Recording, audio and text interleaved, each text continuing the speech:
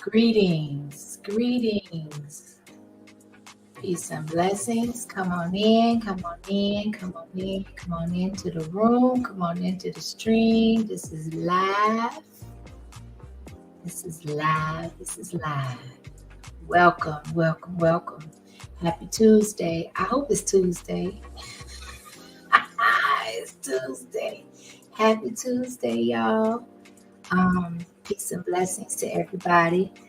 Listen, of course, I'm not one for big intros, but I do want to kind of touch on this being the political season.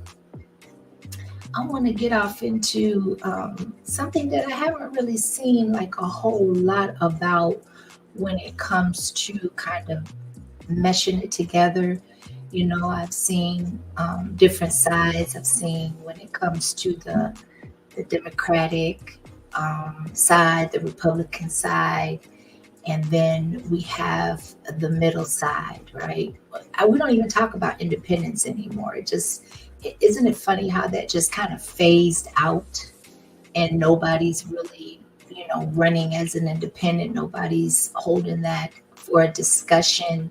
Nobody is really bringing that to the forefront or to the table by saying, I thought that in this country we had and was presented with different options outside of just the Democrat or the Republic, even though when you look at history, it tells its story and it's either a Republican or a Democrat that comes into the office, right, to assume the seat for presidency.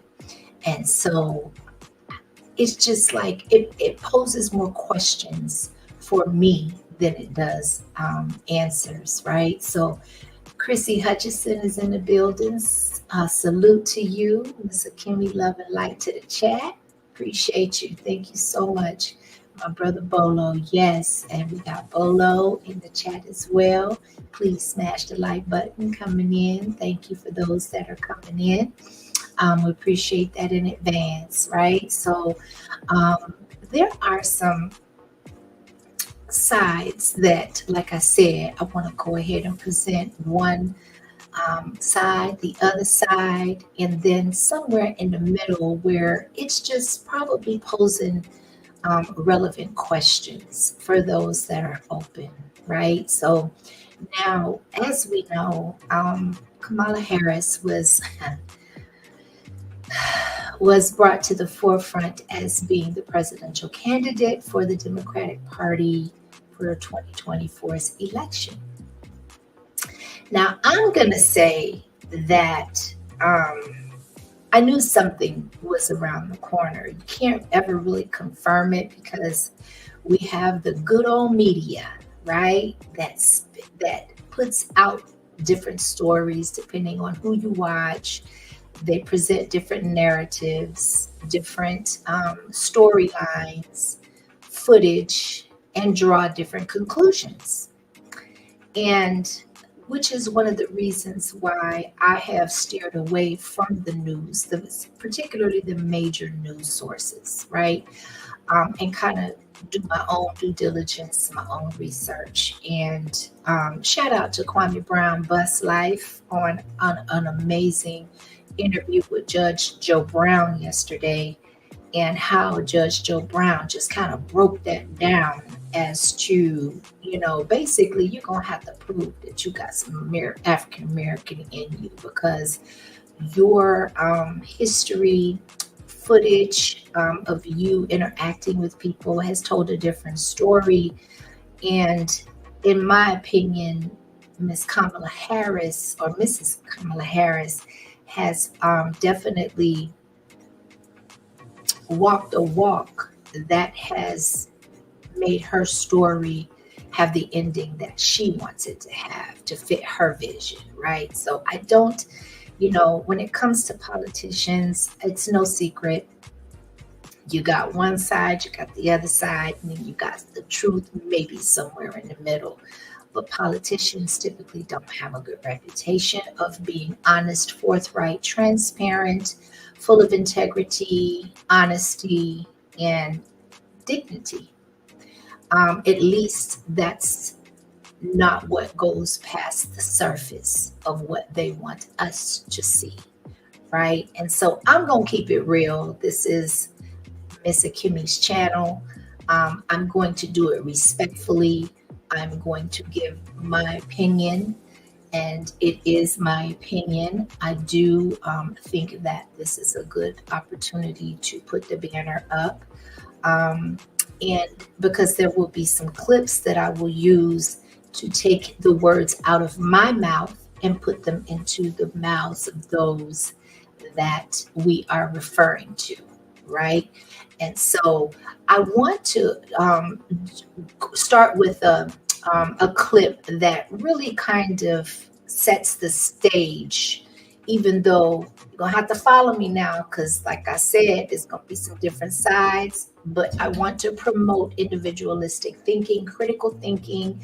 And at the end of the stream, I would like to pose, because I was always taught the answers depend on the types of questions that you ask. So I want to provoke thought in asking the right questions to yield the right or desired outcome, or at least to provoke the conversation and kind of broaden it out of the scope of just the black and white lines, right? If that makes any sense.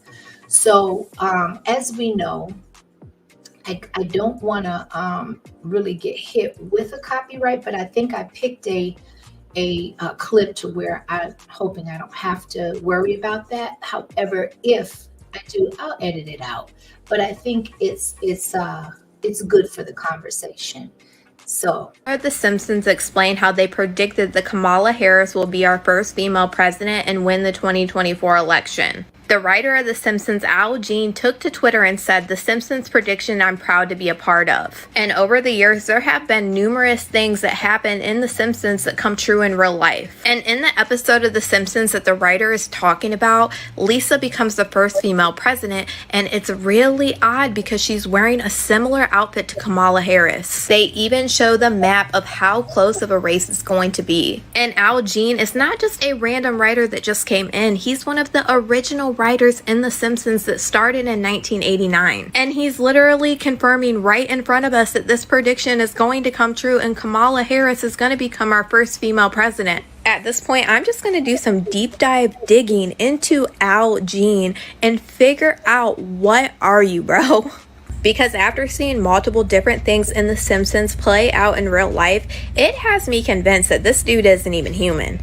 And I might sound absolutely crazy, but I don't know if this dude's an alien. I don't know if he's a government experiment, but he's got to be something. But you guys let me know what you guys think about the writer of The Simpsons explaining how he predicted that Kamala Harris will become the president of the United States in the comments. Okay, so welcome in. Hey, Mel W. Peace and blessings. Greetings to you. Thank you for being here. I'm glad you're here.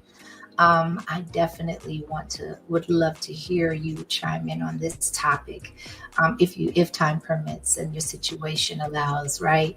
But I wanted to start with that because the Simpsons have been online for some years now, and they have been, it's no secret, they have been doing a lot of predictions over the years. And so when it comes to them predicting, I thought it was weird. Well, I think it's weird, but I also think that I believe in predictions. When you orchestrate the narrative and you control it and you have the power to manipulate it. And so when they talk about predictive programming, this is no different. And I just found it super interesting that they chose a cartoon that is marketed to families with children, and that the biggest audience has been children, even with all of these different predictions and these topics that delve into things like politics, right? And so the first question that I have is, how do we know all of this? We're in 2024. So, how are we aware and how have we been made aware decades ago that this was going to come to full circle and manifest, right? And so, with that, it's like, okay, so when you see this play out, now you got Joe Biden. He was, pretty much up there in age, and people were questioning his competency with his age, correct? The first term. And so for him, as of March, he has been recorded as to emphatically saying that he was going to stay in the race. We are now in July, and we have a couple of months to go. And of course, voila, we have Kamala Harris being endorsed by the Obamas, being supported, being brought to the forefront, and being prepared to be the Democratic nominee for the 2024 presidential election. And it just doesn't seem as much of a surprise to me.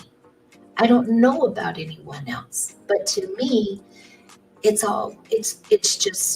going as planned, in my opinion, right? And so let's do some and whether you have seen or you have knowledge of a little bit of her history prior to her becoming VP, I just want to show a couple of additional vantage points that paint a broader picture with a broader brush of who she is, because for the last 3.5 years, our VP has been super quiet. She's been super quiet.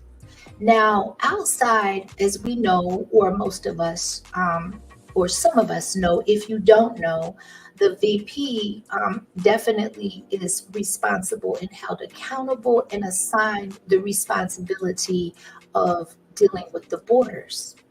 And we see how well that's worked, right? So, with that, she has also been given the responsibility of making sure that those borders are maintained and monitored. But it just seems like every time there is representation or there's a press conference or a hearing, more times than not, Biden has been at the podium. And the only other presence that I've really recognized her in is traveling across the world to promote and to enlighten the alphabet community, right? Those are the only two times that I've really, with those responsibilities that I've seen. I'm sorry, let me correct myself. I haven't seen her speak on the border hardly at all. But when it comes to her responsibilities and her presence, I have seen her go across, particularly to Africa, and really suggest and strongly suggest the agenda of the alphabet community and trying to implement the presence thereof in Africa and for them to become accepting of the alphabet community. And so now it's like, you've been very quiet these past 3.5 years, but there is a different side to her and some history to her. And I want to go back during the nominee when Biden was running for presidency, and she happened to be interviewed, and this is what she had to say. Any policy that will benefit Black people will benefit all of society. Let's be clear about that. Let's really be clear about that. So I'm not going to sit here and say I'm going to do something that's only going to benefit Black people. No, because whatever benefits that Black family will benefit that community and society as a whole and the country. The reality also is. So we've seen you at cookouts, dancing, to appeal to your audience. There have been several bills passed that provide protections for other groups of people, everybody but the Black or the African American community, however you address the community. And so you go on record, and you went on record stating that there is going to be nothing if Biden is elected and I am, because she was the VP nominee. Guess what? We're not promising Black people anything, right? So it's been no secret. It's been, it hasn't been an anomaly. It has been, this is where we are with it. This is where our stance is, and kind of deal with that, right? So let's move on to another clip that kind of gives us another vantage point of the Kamala Harris that we haven't been able to really see a lot of these past 3.5 years. Vice President Kamala Harris didn't just rake in campaign cash this weekend. She also experienced a polling surge. In a new ABC News Ipsos poll, her favorability rating rose to 43%, up from 35% just a week ago. Among independents, it shot up 16 points, as her opponent, Donald Trump, saw his drop by 8. She has no clue. She's evil.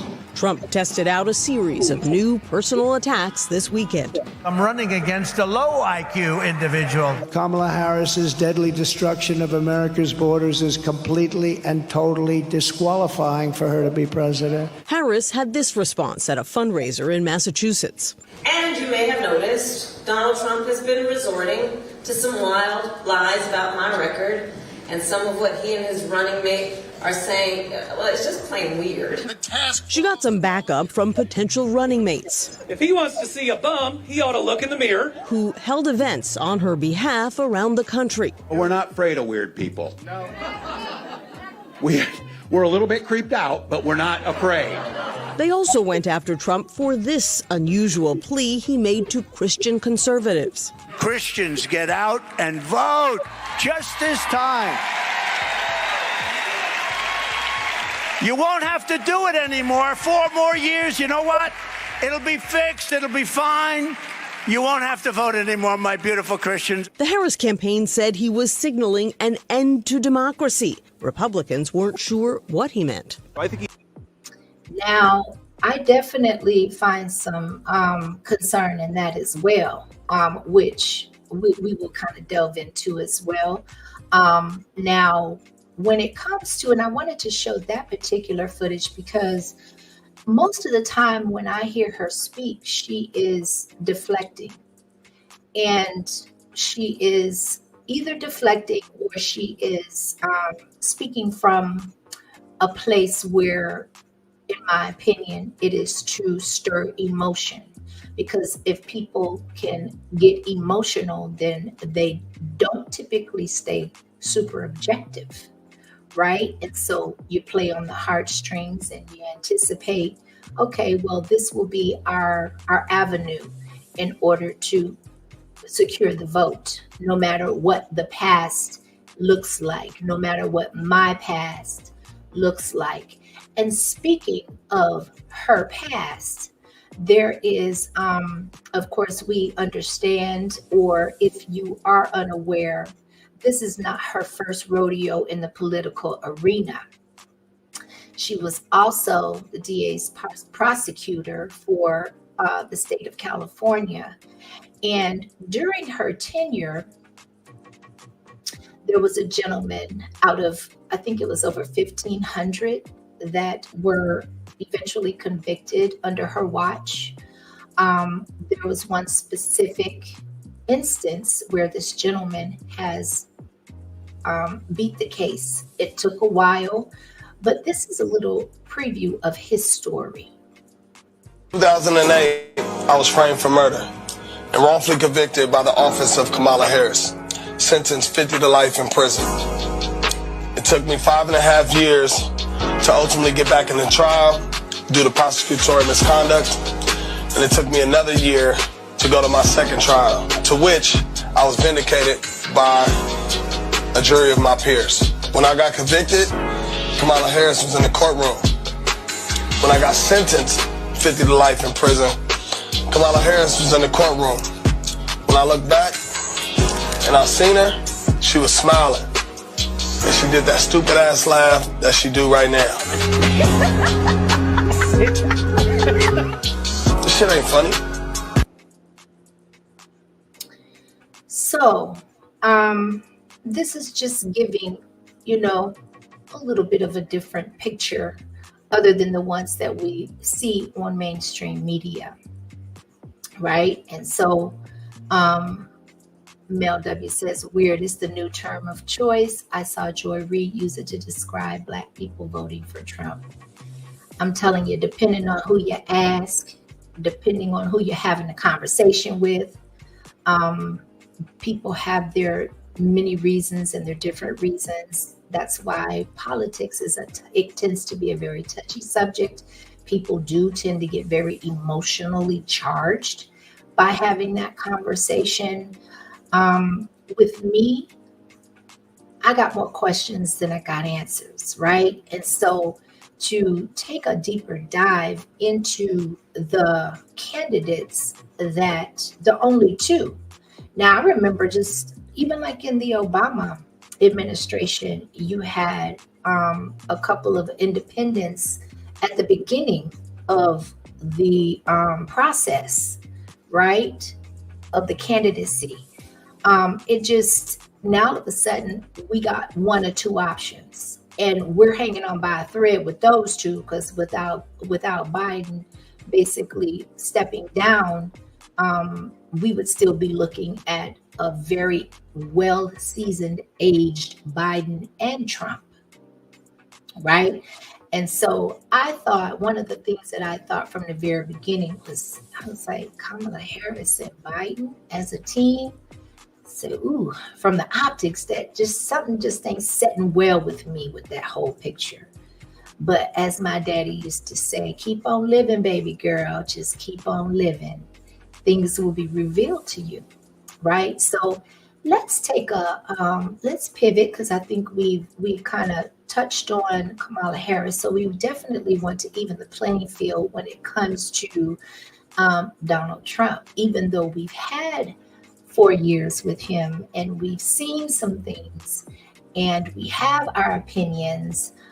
There are some things that we can pretty much agree upon if you live through his tenure as presidency, right? Or as president. And there's a lot of controversy surrounding him. But one of the things that, of course, I think we can all agree on is that the economy was better for whatever reasons. You have people that believe that the economy was better, was good when he got into office, to where he didn't make a difference. You have people say, well, COVID or, the pandemic, that played a part. And so another thing that I think we can agree upon too is the border situation was totally different than it is today. Whether you agreed on how he handled it or you didn't, his stance has always been, the media has permeated a narrative that was not indicative of his actual actions, his actual stance, and his belief in how the border should have been conducted and ran. But one thing that we can agree upon is that you can't sit up here and say that the open borders and the immigration issues that we face today have not put a further strain on an economy of people that are citizens of this country. And it's been very puzzling, it's been baffling in a lot of areas, and it's been very confusing, and especially in those metropolitan cities or those sanctuary cities where the immigrants have been definitely just kind of running amok in those places, right? Setting, just a precedence and posing more questions than answers. And to the point where we even have people that have fought for this country, thanks and shout out to our veterans, that are getting substandard treatment as a result or in lieu of what is going on with the immigration. There are financial ramifications that are immediate and that are definitely going to be long term. And so my thing is okay, when it comes to Donald Trump, let's talk about if he is to be elected once more, what does he plan on doing? And is it, even though he will be focusing in one of his big talking points and anticipations for coming into office is to definitely turn around the immigration situation that we have and to address it head on from the first day of being in office. This country is facing a lot more, and the citizens are dealing with a lot more than just the immigration issue. So this is a clip that I saw, and we'll talk about it. President Donald Trump will do if he is elected in 2024. If you support this message, comment Trump 2024. He will push Congress to pass legislation that would give every American the right to concealed carry anywhere at any time. He will remove all of the limits on American natural gas exports and drill baby drill for oil domestically. First, he promises that he will carry out the largest domestic deportation operation in history. We'll also ask for the death sentence for anyone convicted of human trafficking. He will close the Department of Education and return all education standards to the states to decide. He will put prayer back into school, and he will criminalize any race-based advantage programs. He will end the Affordable Care Act. He will ban gender-affirming care for adults and children. And he will ban any federal dollars from going towards gender-affirming care, which means anyone with government-provided health care will no longer be able to access gender-affirming care, except for Viagra and Cialis. Things President Donald... So it sounds good, right? It does sound good. Well, to some, to the conservatives, and I'm generalizing. Everybody has their own opinions. They have their own belief systems. They have their own preferences of how they, or what kind of world or country they would like to live and their families reside in. And so a lot of it is definitely subjective, because when it's all said and done, he got to get in office first. And then you have Congress, and then you have the Senate, and the different offices that these laws and bills have to go through the floors on, and they have to be enacted and voted upon, passed as bills. Everything can't be an executive decision. So one of the things that I have learned in my lifetime dealing with many presidential terms is that none of them have successfully implemented everything that they said that they would, to the degree that they said that they would. And so it sounds good. It all definitely sounds good, again, depending on who hears it. But once again, we are dealing with a system that is in place. And one thing I want to remind people of is that whatever the outcome is, it has been planned and it is going to be executed. Now, what I will say is that the attempted assassination recently of Trump, it's going to make things a bit more interesting, because I also feel that there had to be plans in order for that to even get to the degree that it did, for him to be treated for a bullet wound at all. There had to be some type of plan implemented, which means none of us were aware of it. And so it's going to be interesting to see how things unfold. Will things unfold exactly the way that they're designed or planned decades in advance to unfold? It remains to be seen. But my hopes on this live stream is just to bring out to the forefront that, first of all, we have humans that are elected to run countries. At least they should be humans. Who knows anymore? I digress, right? But with that being said, humans are imperfect. So you're going to have imperfection running an imperfect environment, which means nothing is going to be 100%. Everybody is not going to unilaterally agree on everything. It just doesn't work like that, right? And so now there's been talks also when it comes to Donald Trump about the 2025 project. Now, I was a little confused because as I was doing some, searching around, I saw him say that he didn't know anything about it, that he was unaware of any 2025. He didn't know what was in it or none of that.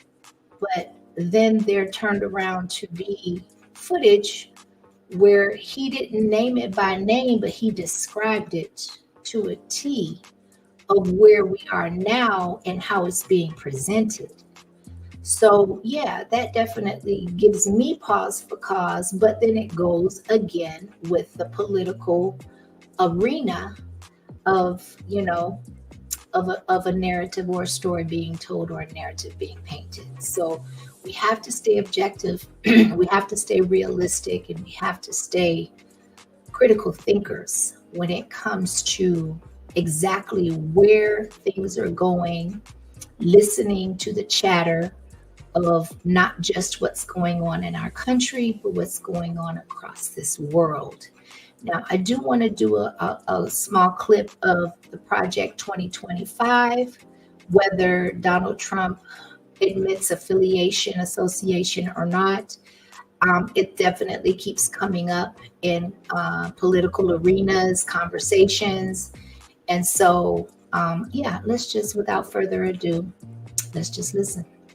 25 is a 922-page proposal to dismantle the U.S. government and replace it with a new conservative vision. The plan was drafted by the Heritage Foundation, an influential think tank led by former Trump administration officials, which aims to promote conservative public policies. Some of the key proposals include a massive expansion of presidential power, firing more than 50,000 federal employees who don't align with the president's agenda, massive scalebacks on LGBTQ+ and reproductive rights, tighter immigration laws, and more oil and gas pumping. Democrats are mobilizing against Project 2025. In his statement, Biden said Project 2025 should scare every single American. Trump has recently distanced himself from the project, writing on Truth Social that he knows nothing about it and he disagrees with some of the things they're saying. Critics point out that several people linked to the project worked in Trump's administration or as allies in his re-election campaign. Project 2025 director Paul Dans, for example, was chief of staff at the Office of Personnel Management under Trump.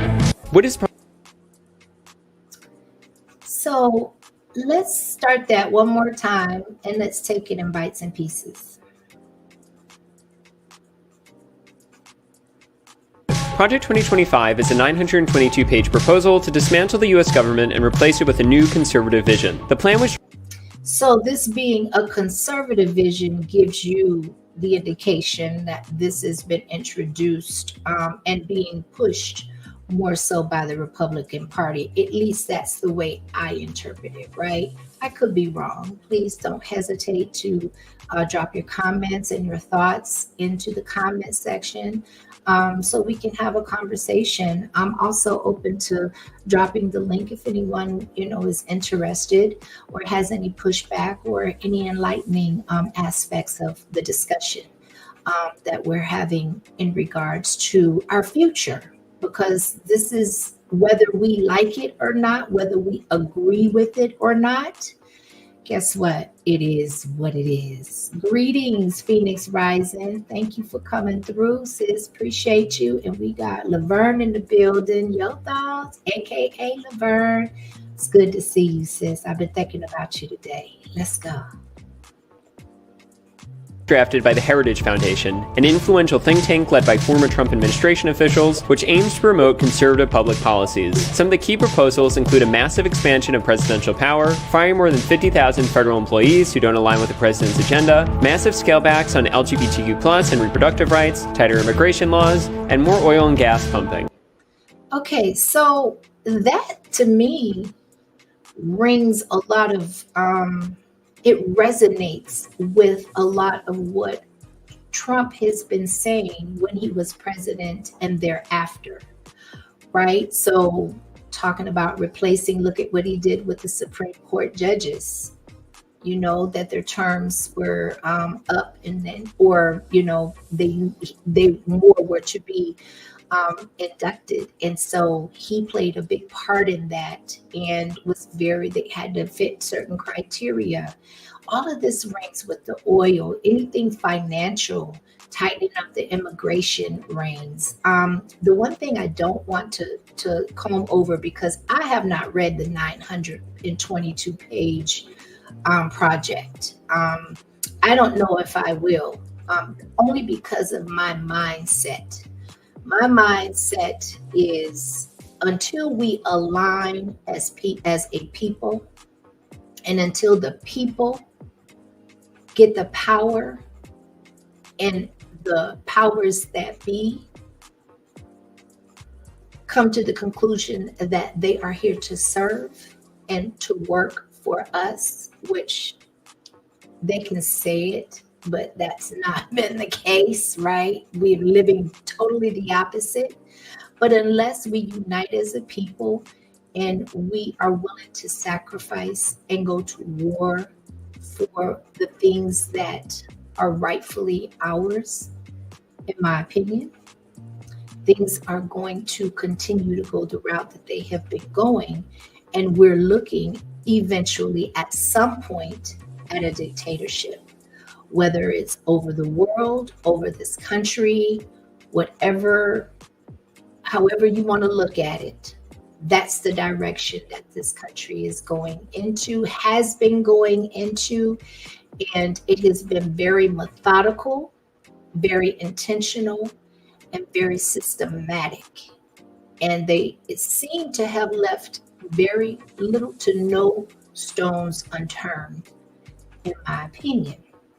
And so Project 2025, you know, it was stated in the article that Trump has been trying to distance himself from it, but according to them summarizing exactly what it entails, it just rings his name, or it rings the Republican administration's ideals, ideologies, and consistent talking points, bills being passed, moves being made.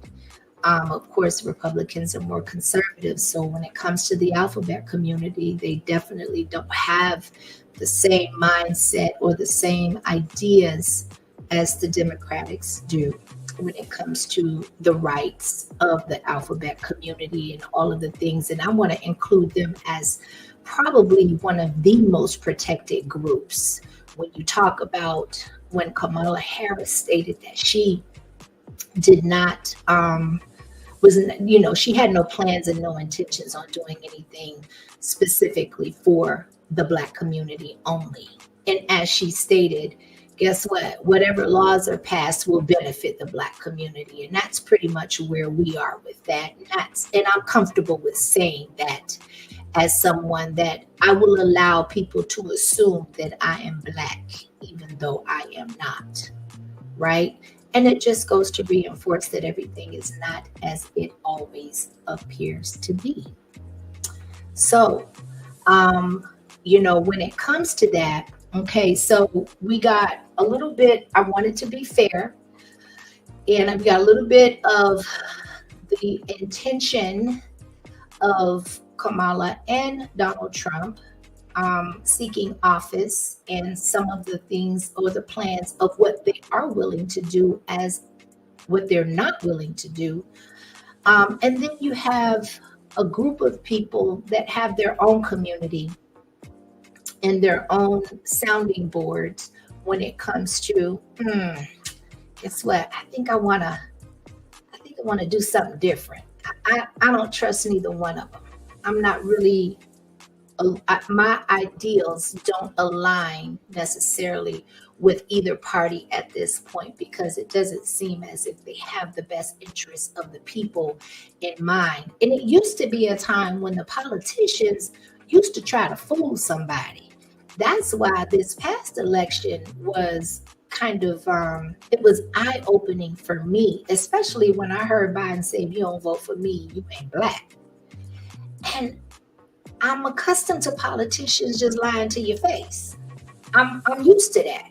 That's what I've seen almost my whole life, right? In the political arena. But when you have the VP elect and you have the president elect, because at the time neither one was in office, say, no, I'm not going to lie to you. They were at the breakfast. Well, Biden was at the Breakfast Club being interviewed by Charlemagne the God, which is an African American or a black, right? And he told them flat out, if you don't vote for me, you ain't black. Yeah, I'm telling you to your face. I'm telling you, I'm telling your staff, I'm telling your listeners, I'm telling your people, this is where it is. And this is what I stand on, which that in itself should have been eye-opening to a lot of people, and not just a catchphrase that you can use to express your disdain for Biden. Right? Not to mention the crime bill, not to mention previous, comments that have been made that have been classified as racist, right? There's just a lot of, this is what it is. This is in your face. You ain't got to like it, because evidently they had the support, or they felt that they had the support or a plan in place to execute the desired outcome, so they didn't care about the black vote. And now with the immigrants pouring into this country, it's no secret that they could very easily use that to replace the black vote, when the black vote has always been the vote to sway or to cement whoever the support was behind, right?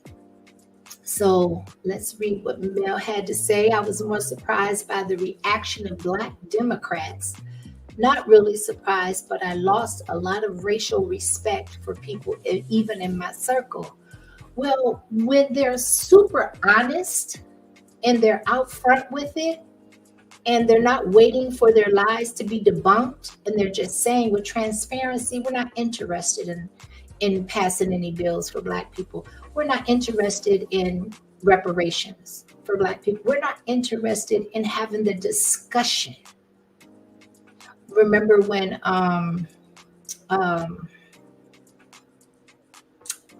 what's my boy name? Oh, come on. Come on now. I know y'all read my mind. Y'all supposed to read my mind through this thing. The one that the actor, the rapper, I know. Oh, I love him. And I can't remember his name, that wanted to meet with the Republican and Democratic parties in order to submit some ideas to possibly in the end align if we could get some support from one of the candidates, right? Ice Cube. Thank you. I already know Laverne, always finishing my thoughts. There you go. And how he was he was just dismissed by the Democratic Party. All you have to do is watch the behavior. All you have to do is observe and listen. Listen to what's being said and being backed by the behavior. I remember, people of color were in an uproar when that Asian bill passed. And it wasn't the fact that it passed, but it was the fact of how fast it passed and how deep it went and how protected they became as a group almost overnight. And then you take a similar platform where you're telling the very people that have been asking to be a protected group, you're saying to them, you don't matter enough for us to pay you any mind. You don't matter enough to be protected in writing. You don't even matter enough for us to verbally tell you or try to fool somebody that, yeah, we'll do this. We'll do this for you. Okay. And then when you get in the office, now you're fronting, right? And so all you have to do is just listen. None of this is a surprise to me. None of it's a surprise to me. So I have adopted and I'm entertaining, because I used to be one of those people who say, you got to get out and vote. Your vote matters. Your vote counts. What do you mean you don't vote? I had a very dear friend of mine that I've had for over 25 years. And he and I were talking, and I asked him when Trump, when Biden, was running for office. I said, I don't normally ask this, but I'm just curious, who you gonna vote for? And he said, I don't vote. I've never voted. And I was like, all these years I've known you, I didn't know that. That was my first question. But I was more like intrigued because he's a very intelligent man. And I was more intrigued as to why, because I knew that he stood for something, and I was curious as to know why. And we had a discussion about it. Now I understand it. I definitely understand it, because it is literally, and this is my opinion, taking the lesser of two evils, right? Because of the arena, because of the nature of politics, because of the power that is involved, that is required in order to be able, the qualifications and the type of temperament that has to be vetted amongst those candidates to see who is suited best for that office, because everybody ain't cut out for that. That's why every president that sits makes history, right? And so there is, now one thing I can say is I don't agree everything with anybody. What anybody has to say, I don't ever agree 100%. We're always, because we're individuals, we have individualistic thinking, and we have our own minds. And we have our own journeys that draw our conclusions, our personal belief systems and conclusions, right? And so Dr. Umar Johnson, I don't agree with, I've been listening to him, and there are some things that just don't align with what I believe or what I deem to be as true. However, I give him his respect, because when you listen to him, he's not, especially when it comes to certain topics, he is who he is, and this is his calling, and he has walked in it, and he is adamant about his people, no matter what his road looks like, right? And I think we should be able to include that in the conversation. There's a clip that I would like to play, and we're going to see what his perspective is on the political candidates. And I think what he has to say is very relevant. Donald Trump said during the debate that Joe Biden is taking black jobs and giving them to migrants. He was correct, although he didn't say it because he cared about us, but he's right. When people say, what do you mean by black jobs? Get out your bougie feelings and deal with the reality. 1/3 of black men have a felony. So there's a lot of jobs they will never qualify for. They are mostly what? Essential workers, warehouse, trucking, security. And a lot of those jobs are going to who? The migrants. Boom. So we're talking about the immigration. To me, it was like, as soon as the borders opened and the funding that it has required to where these people are getting resources that citizens that have fought and died for this country, their families aren't getting and reaping the benefits of. Y'all, that's a problem. Not the veterans, but you got people that are coming across the border undocumented.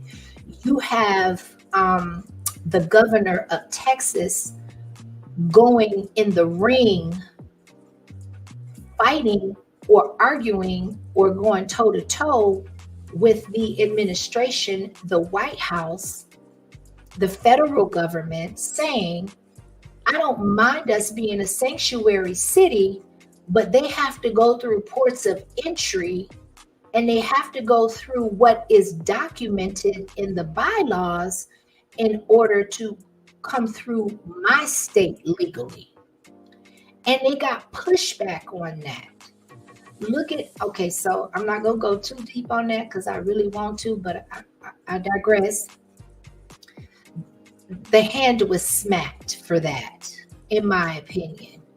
You get punished for not going along with the plan, in my opinion, right? But he stood up and he said, okay, we agreed to a certain extent, but now you just want the floodgates opened.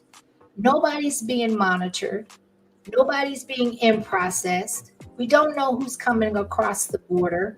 We don't know how many is coming across the border. And they're putting our residents and our citizens in the state of Texas at risk. And guess what? A lot of those migrants aren't going to stay in Texas. They're going to filter. They're going to be transport. They're going to transport themselves to different, and eventually they will infiltrate this entire country. Who do we have over here? And then to add insult to injury, a lot of these countries have instilled laws that you can't go back. So once you're on these grounds of the United States, guess what? That's where you stay. Make it work, because they don't want the problems. Like, we don't have enough problems and issues with our own homegrown citizens. Let's continue.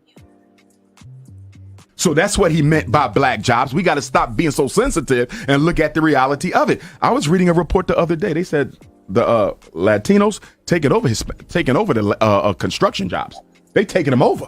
And the low industry work, like your gardening, your landscaping, completely taking it over. They're not the enemy. The problem is black people don't get as much opportunity. So then people say, well, white people don't really like brown people like that. That's true. But you know what the difference is?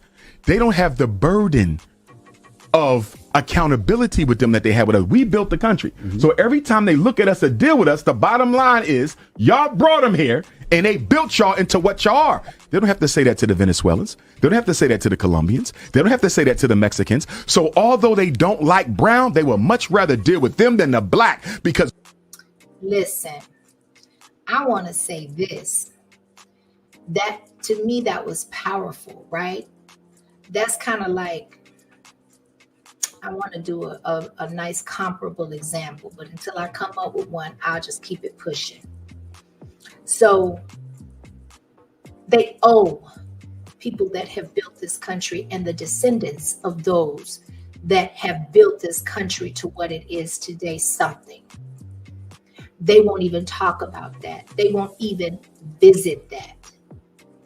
That discussion, if you look at it, he can only go on certain platforms into certain venues to speak frankly and tell the truth, because the truth is not encouraged.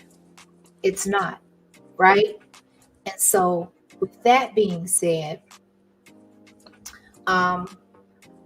he is absolutely correct. It's easier to look in other groups' eyes and faces and deal with them because you don't owe them anything. You don't have to pay them retribution. And not that black people have been given any retribution. It's been anything but that. But when it's in your face and you're constantly reminded of it, you get annoyed, right?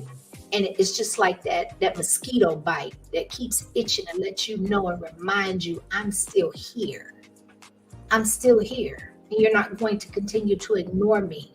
So at some point, to me, what is being missed is the unity with the cohesiveness of a people that you see in so many other cultures that is lacking in the black community. And as long as you have that public discord, it doesn't matter what you're owed. It doesn't matter at the end of the day, right? Sorry, y'all. Okay, let's continue. with the black, there is a white man's burden that you owe them restitution for 246 years of unpaid labor. Now let's look at what Eric Adams is doing over there in New York. A family of four is getting $1,400 a month. $1,400 a month. Do you know that that's more than what some of the veterans are getting with a child? They're getting more money than veterans who served in the military. We just talked about that. We just talked. No. You got people that don't even speak the language of this country. They don't have the culture of this country. They have invested nothing into this country.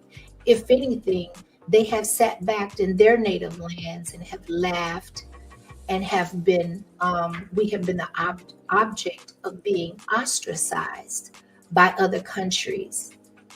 But then you open the borders and they're the first ones to come across that line and reap the sweat off of the backs of those that not only have built this country, but maintain this country and keep it flowing.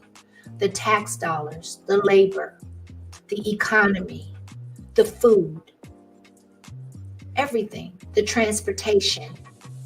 And so you got veterans that come back with lifelong issues as a result of being at war.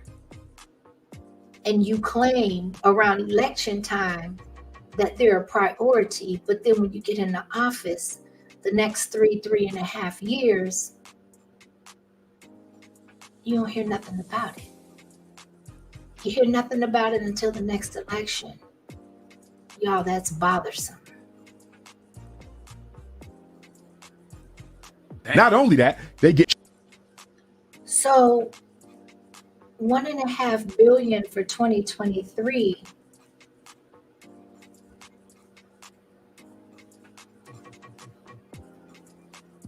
Projected, we're talking long term, there's going to be residuals. So even say for the case of argument, Trump gets into office, he reverses a majority of that. That's going to be a whole process, because it won't be until then that you realize just how many people are over here absorbing the resources. We're not going to get the true numbers.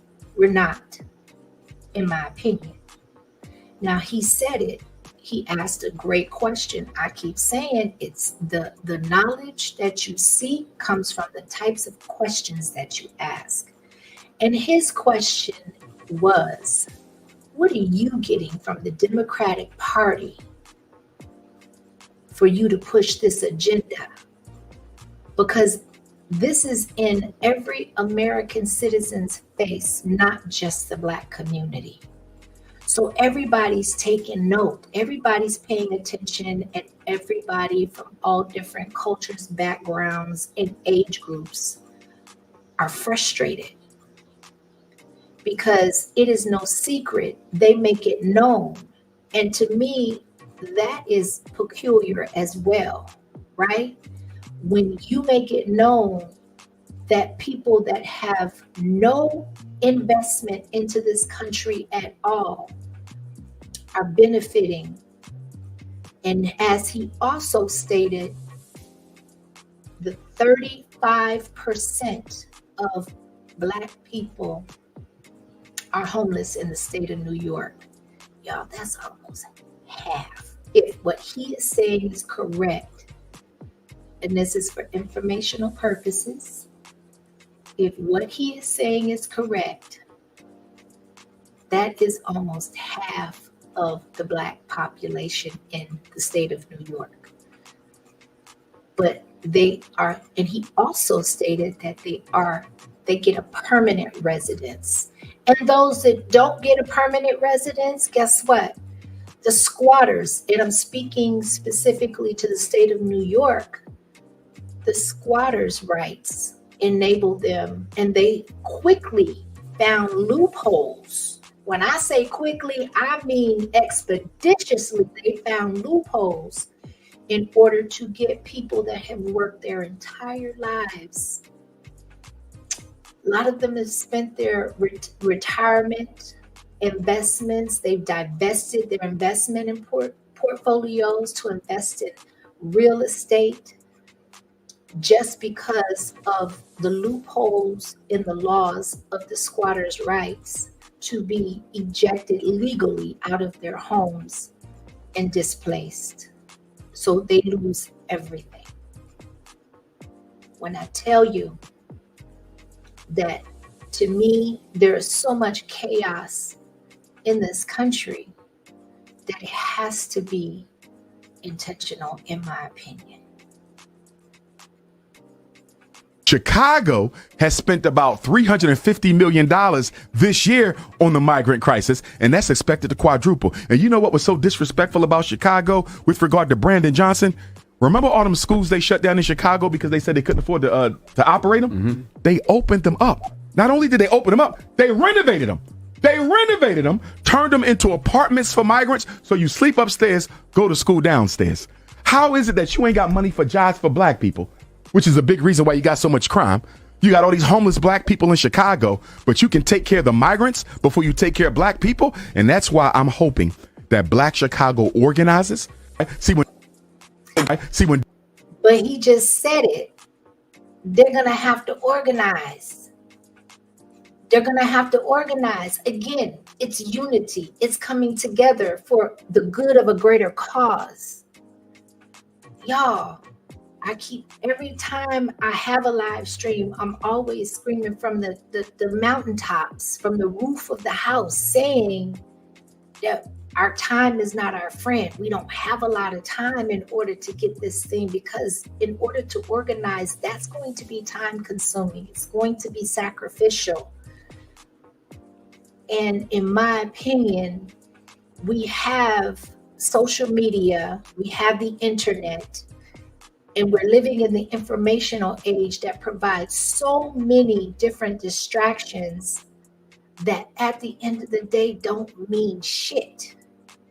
It means nothing in the scheme of surviving what's to come. People, when the word tells you that only 1/3 is going to make it and the 2/3 will perish, I've never imagined that I would be living in a time where I could possibly see that manifest. But it's not far-fetched for me anymore, because people are literally sleepwalking. And it's like we have been rocked to sleep collectively to the point where nobody is even interested for coming together and becoming reinforcement as a community for one another, for putting differences to the side and coming to terms that we are going to have to do something other than what we're doing, because these people don't care. They told us that, and every time they get asked that question, the answer is the same. So where do we go? Right? This is almost done. I'm just going to finish this up. And then I dropped the link. Mel would like to come up, and anyone else is more than welcome to hit the link and have the discussion, because one person's not going to be able to do it. One person is not going to be able to have all of the solutions and the answers. But we're going to have to, there's a word I'm looking for. I've been looking for it all live and it's just not coming to me. But we're going to have to organize, and we're going to have to unlearn and relearn and do some things differently other than what we've been doing. Donald Trump said during the debate that Joe Biden is taking black jobs and giving them to migrants. He was correct, although he didn't say it because he cared about. Okay, I think that was probably the end of the video. Okay, awesome. All right, so that was what I wanted to really just kind of put on the forefront, and not give a long dissertation, but to give a short excerpt of a neutral or a pro-Black or pro-African American community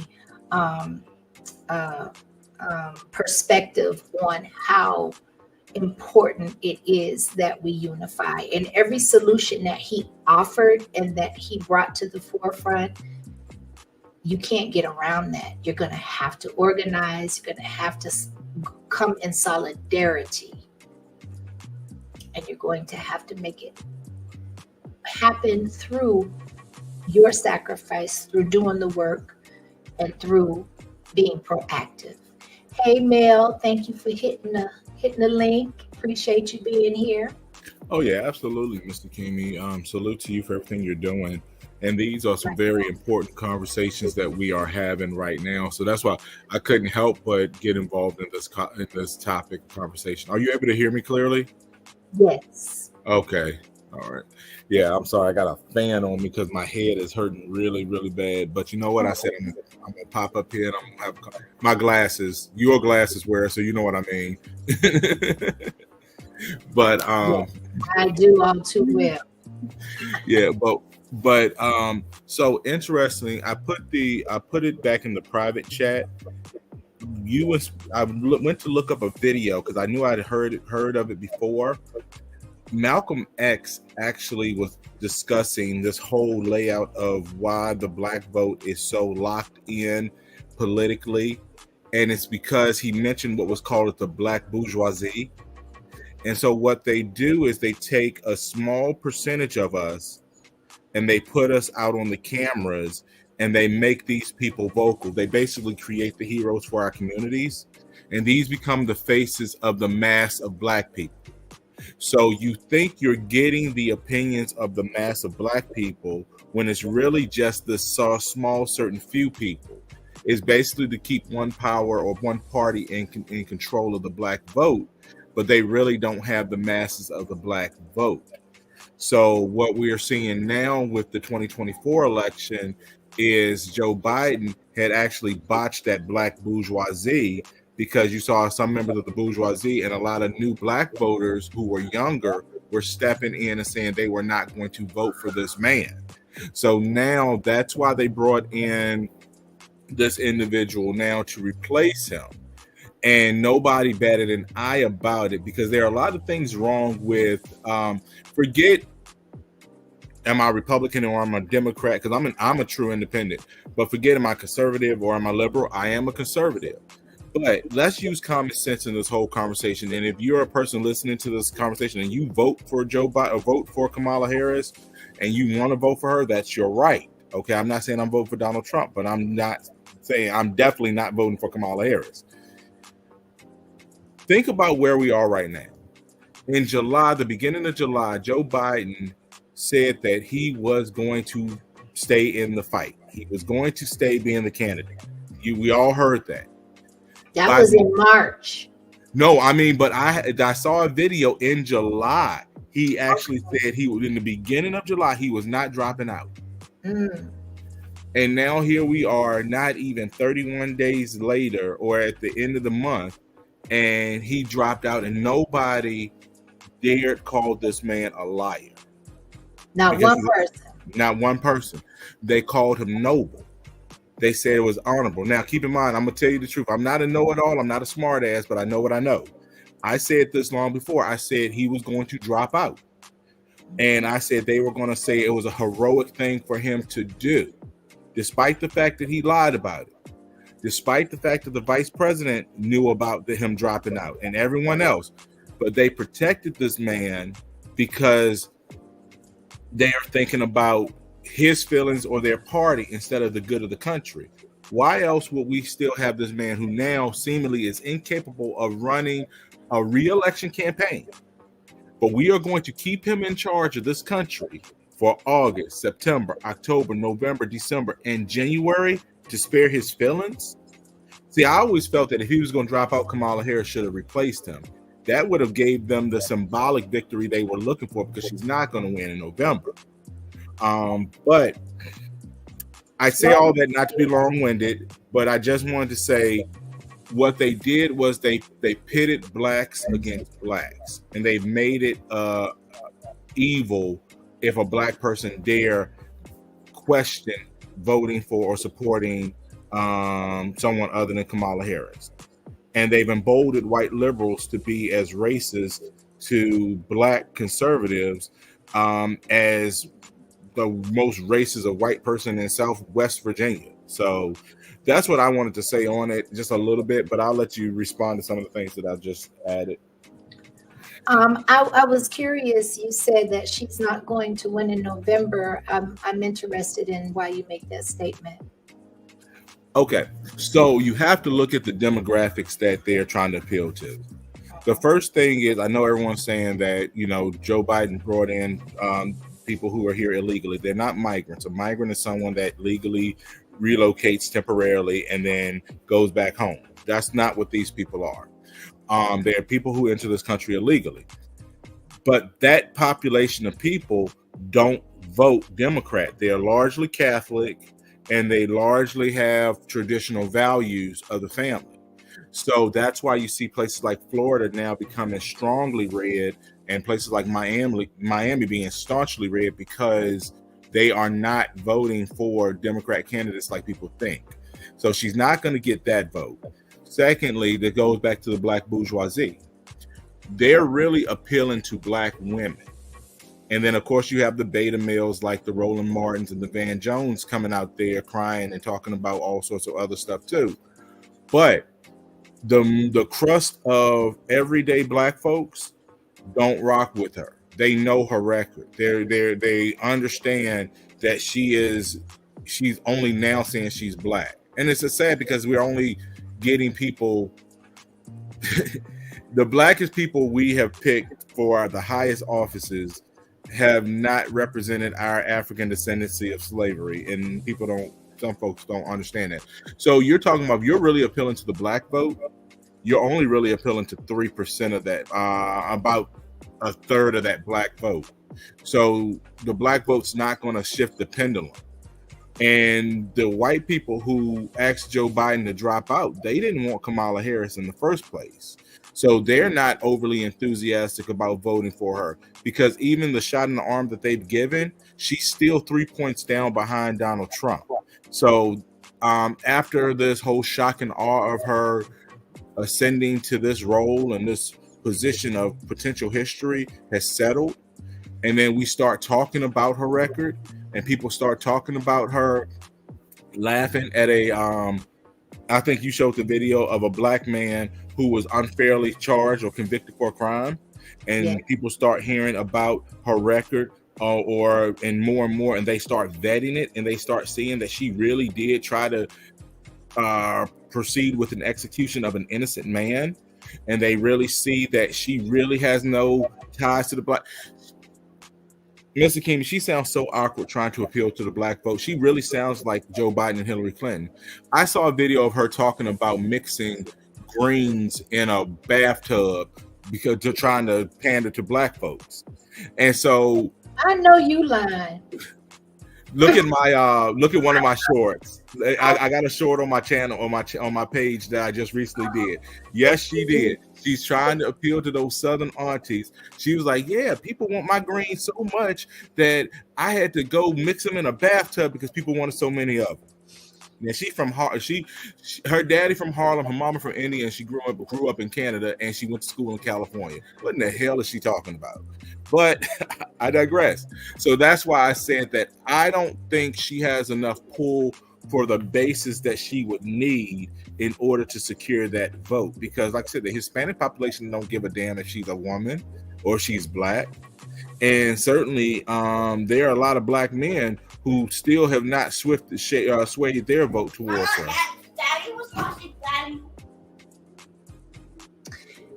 You know, this is right, knowledge seeker. The pandering is ridiculous. And what I would like to ask Mel whenever he comes back is, do you feel that you don't feel that she's going to garner enough support from the white population?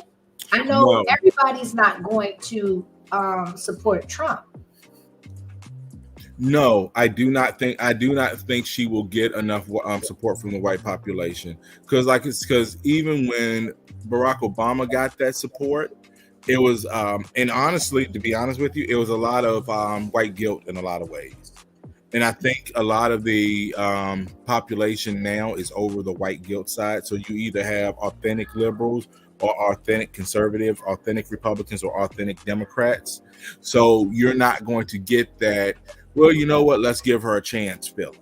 You're not gonna get that, or you're not gonna get the I don't want to be labeled a certain thing feeling. So I can't see her getting. She's gonna get the 45% of people who are registered Democrat and vote Democrat no matter what. She's gonna get that, but I cannot see her getting the 10% independent vote she needs, because she's did really bad on the border.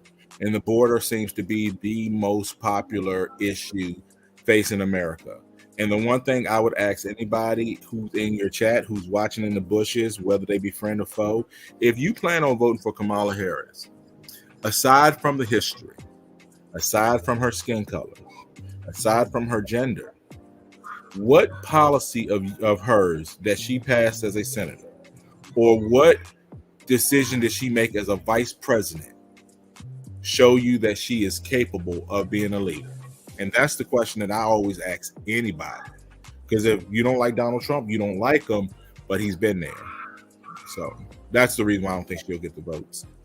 Well, and to add to what you're saying, we're still in the current administration where she is VP, and I'm going to say it again. For the past 3.5 years, you can hear church mouse pissing on cotton, because she has been super quiet, unless she has been trying to motivate people going on her tour for the alphabet community. That's the only time I've really seen her visible. And I haven't seen any, like you said, I haven't seen anybody push up on her when it comes to the border issues. I mean, it's always deflection. It's always, to me, tampering with the emotional aspect of the voter or of the people that she's speaking to. I do notice that a lot. I saw her, a little young man, he had to be 12, maybe 13 years old, was interviewing her, and he asked her the question. He was like, well, what is it that you would change if you become president? And her response basically was, I will change. She said, what I don't like is the fact that people aren't very nice. And I'm like, who is your audience? Who are you speaking to?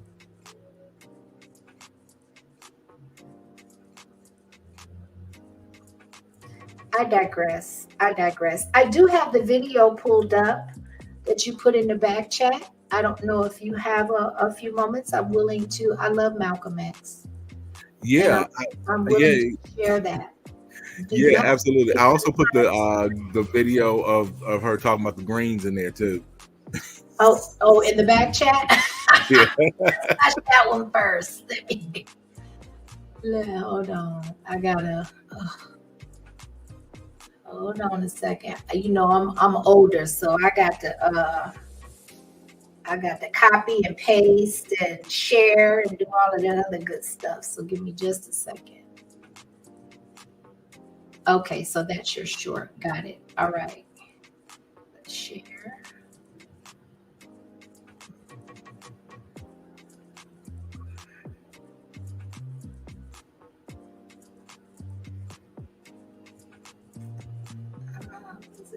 Okay. Hold on. Let's try that again. I know. I had so many that I had to wash that we ended up washing them in the bathtub. I know you from Oakland, California, Kamala Harris. And your mama's from India and your daddy is from Jamaica. I understand you're trying to appeal to the southern black people. But ain't nobody eating your greens that you wash in your nasty bathtub. That's something we don't do down here in the South. Now we wash them in the sink, yeah. But we ain't eating no greens that was washed in nobody's bathtub.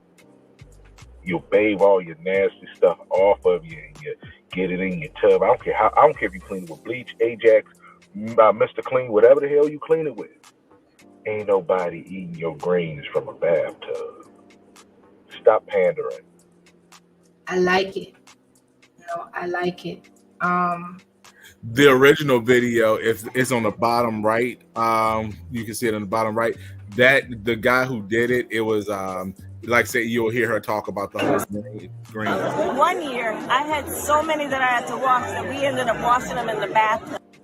Oh no, that wasn't it. It was. So I know how to make a mean pot of greens. In fact, people used to ask me to make greens for them. So that's what we doing? That's what we doing? You just gonna get on here and admit that?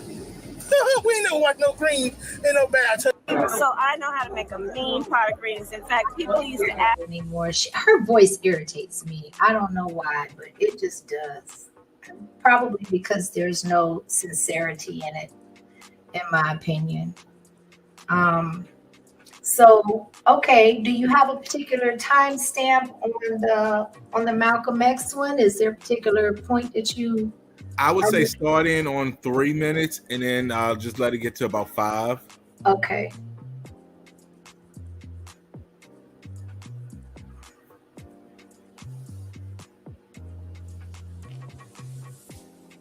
Oh, sorry. Influenced by 3 million Negro voters. It is easy to see why the presidential candidates of both political parties put on such a false show with the Civil Rights Bill and promises of integration. They must impress the 3 million voting Negroes who are the actual integration seekers. And if so much fuss is made over these 3 million integration seekers, what would the presidential candidates have to do to appease the 8 million non-voting Negroes if they ever decided to become politically active? They hold the balance of power. Who are the 8 million non-voting Negroes? What do they want? And why don't they vote? The 3 million Negro voters are the so-called middle-class Negroes, or high-class Negroes, or uppity Negroes, who are referred to by the late Howard University sociology professor E. Franklin Frazier as the black bourgeoisie, who have been educated to think as patriotic individualists with no racial pride whatsoever, who believe in and look forward to the future integrated, intermarried society that is constantly being promised to them by the Negro politician. And therefore, this integration-minded 3 million minority remain an active part of the white-controlled political parties. But it must never be overlooked that these 3 million Negro integration seekers are only a small minority of the 11 million qualified Negro voters. Wow. So that was the point. That was the point I wanted to make. That's what I'm talking about as far as the black bourgeoisie. And I want to say this about Kamala Harris being a member of the AKA. I know several people who are members of AKA and I have nothing but respect for them.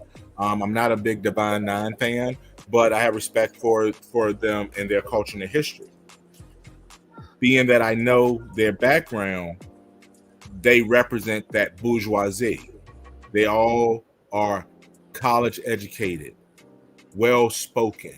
Yes. They speak in that articulation and they use good diction in how they speak. They're not married to steel mill workers. Yes. So that's what we're seeing. And that's why I said, come on. And those people I don't think really relate to the inner struggles of the black community as well. So that's what I think Kamala Harris, that was her black experience and what she learned about what black was here in America. And that's why she doesn't understand it, because she's only got it from people who are part of that class, if that makes sense. Say it. No, it makes perfect sense. And like he stated, that is when you're talking about 11 million people or African Americans in the country, and then they make up about 3 million. I don't know how much those numbers have changed over the years, because unfortunately, we have our younger generation, though they don't have access to jobs, they have access to switches.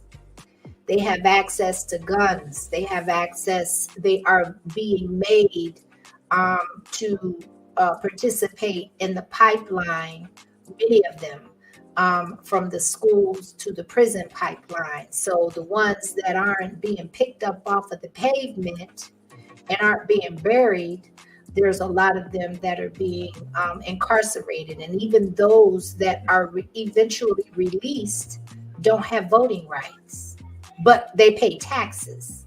I saw that short you did, and that was point spot on.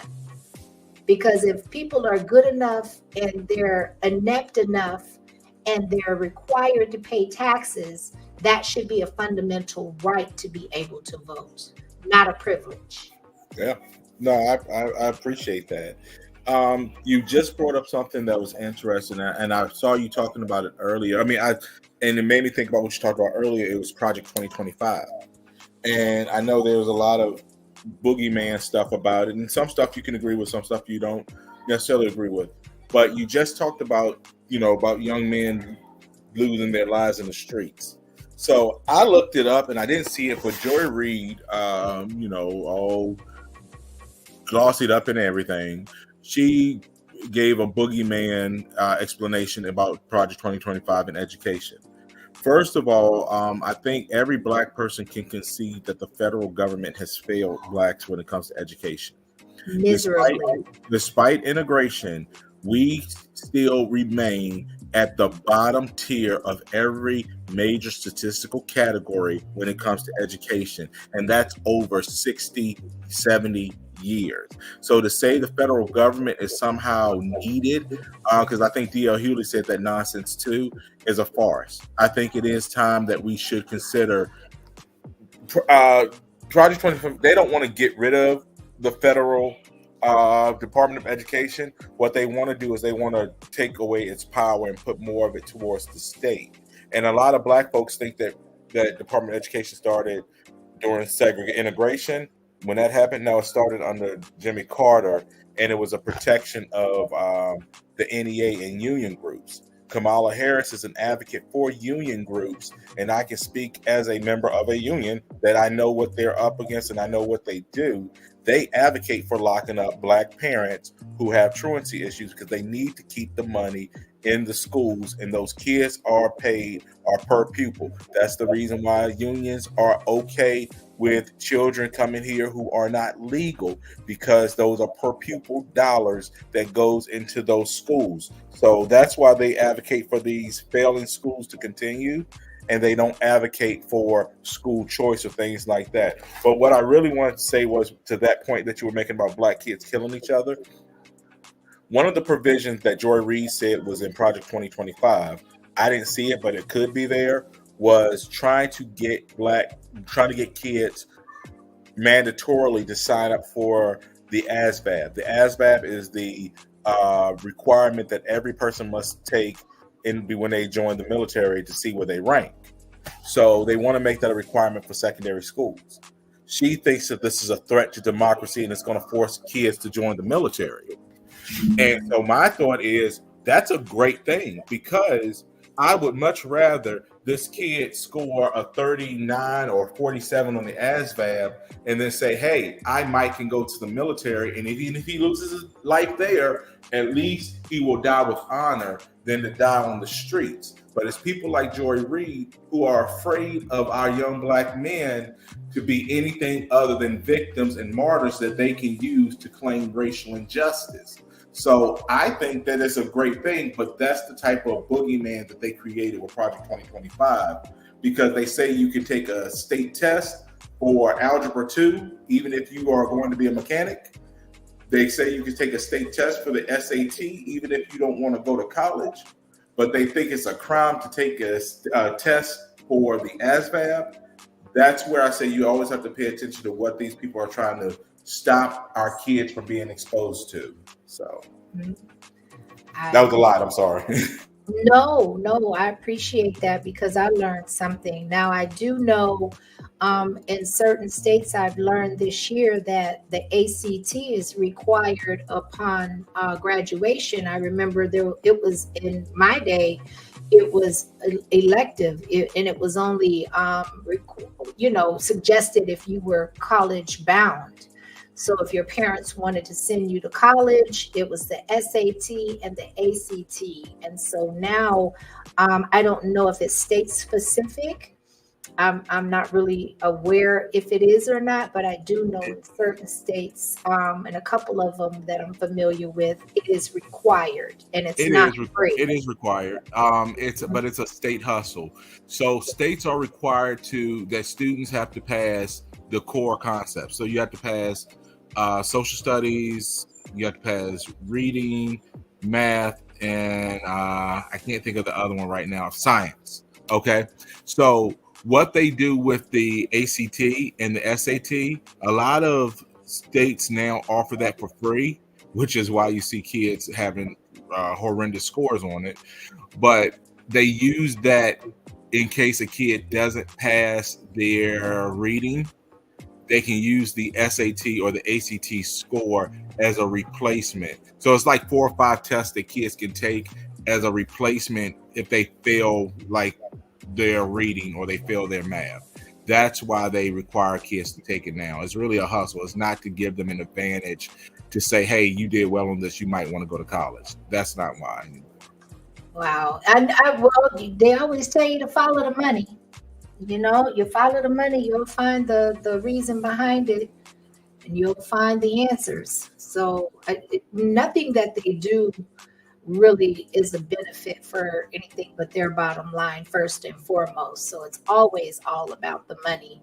The only thing is that I bring that up too, is to kind of suggest that, just like with a lot of other different systems in place, how can we use it to benefit us? Can we use it to benefit us and our children?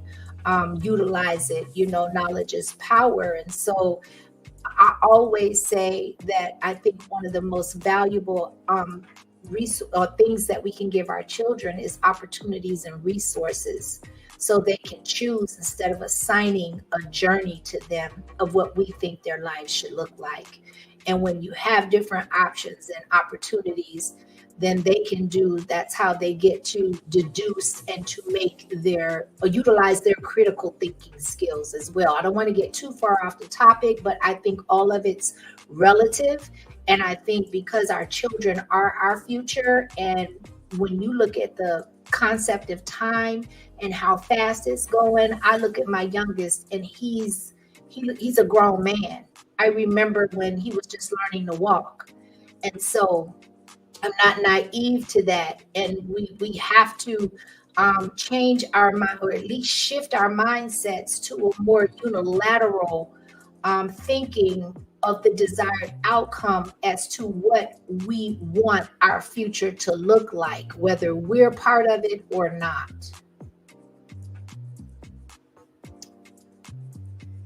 What do you think about that, Mel? No, most certainly. My beautiful wife just walked in, so I had to greet her. But I caught most of what you were saying. And as far as us investing in the future, that's why voting does matter, and that's why voting is critical.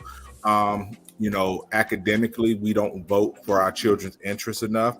We allow certain ideas and policies to get passed that on the back end hurt us. So, I'm not one of those people to say voting doesn't matter. I think that if we can centralize our focus and we say, okay, we all should agree this is what Black education should look like. And if we did that, we'd see transformative changes in our community and in our school buildings. But if we say voting doesn't matter, or we don't really invest in collectively vetting our candidates and not listening to that bourgeois, because the bourgeoisie class, they get paid and they benefit from these people who they tell you to vote for. As long as the bourgeoisie is in place, they're going to benefit. Their children are going to benefit because you'll see they'll be like the councilmen or the aldermen, and then their sons and their daughters will become councilmen and aldermen and go to all these top schools and everything else. So, of course, they want you to stay on that plantation. So as long as we are, the more people who start to be literate about voting and try to shift away from, well, Jesse Jackson told me to vote for this candidate, the better off collectively we will be as Black people. So I think, because I caught most of what you were saying, and I hope that's right on par with it. It is, but I've got a question intended for a little pushback on you when you talk about the voting aspect, because I'm at odds with voting for the first time. Not for the first time, but I'm really convicted with that concept this time around too, because I feel like I really, in my heart of heart, believe that when it comes down to it, I really ask the question, does our vote really matter? And I say that because when I look at how this is playing out, I feel it also in my heart of hearts that this was the plan and designed all along. And so if that's true, and that's my opinion, then it's going the way that it's scripted to go. Then where does that leave our vote? And really, at the end of the day, there was a comment. I want to highlight it because it ties in. Hold on. I highlighted it several times. Okay, that's it right there. They mask, Phoenix Rising says they mask the name of what to vote to make it sound like we are voting for our best interest. But by the time the facts come out, we voted against ourselves. And so it's all, in my opinion, a part of the play. Do you feel any semblance of what I said, or do you really believe that, our vote really matters at this point? I absolutely believe our vote really matters. And I think that we have the ability to get whatever it is that we want. If you don't believe the vote matters, then you look at all the things that other groups have gotten because they either threaten to withhold their vote or they have threatened to give their vote to another population vote base. So, I know Easy did it, said, it's all about the money, and it is. And I know, Phoenix Rising doesn't necessarily believe our vote is strong enough to hold up. But I